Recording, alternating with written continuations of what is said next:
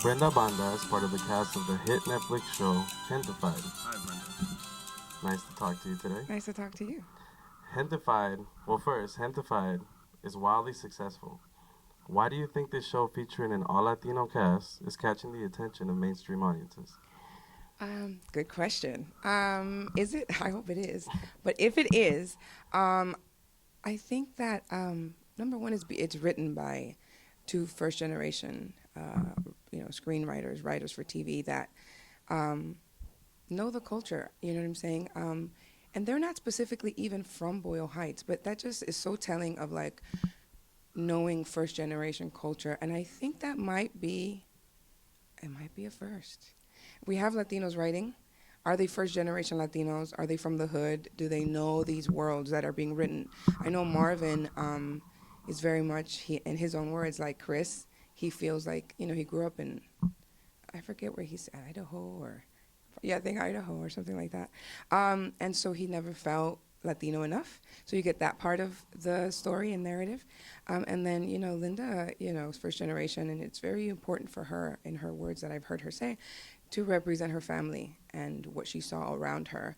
And there is the magic that it's not being told from the outside in, it's being told from the inside out.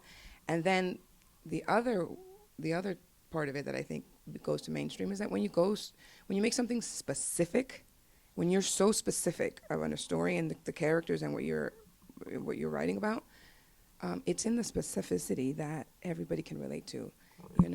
I've seen people post that were not Latino, that were not necessarily white either, that Asian people and people from other, African American people who go, I really love this show. I relate to, growing up with my grandfather, growing up with my aunts, or whatever it is, that they see a piece of themselves in each of these characters. And that's the biggest thing, is that people say they've seen themselves in all the characters, and that's how rich the characters were written. It's something that With I'm very proud of. authenticity. Yeah, with Yes, authenticity. definitely. What can you tell us about your character? My character, Norma. She's fun to play. She's tough, but fun. She's likable. I think she's a really likable character. I think that at times she is the comic relief. And at times she's also the voice of reason, which I really enjoyed that. Those scenes where I had with the character Chris, which is Carlos, and with Bianca, who plays Nayeli. When I had those two scenes, I really appreciated having those scenes.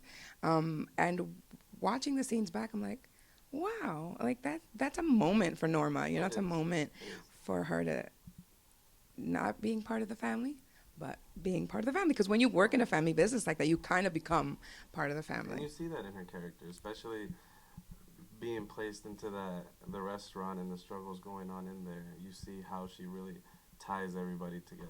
Yeah, and in a lot of ways, it's like in classic stories, it's kind of like the maid character, And so in one way, like in Shakespeare, you have those characters that are like the servants that know everything. Yeah. So it's kind of like that, but it's also very much like my family had businesses growing up. The friends they were workers at work that became my friends.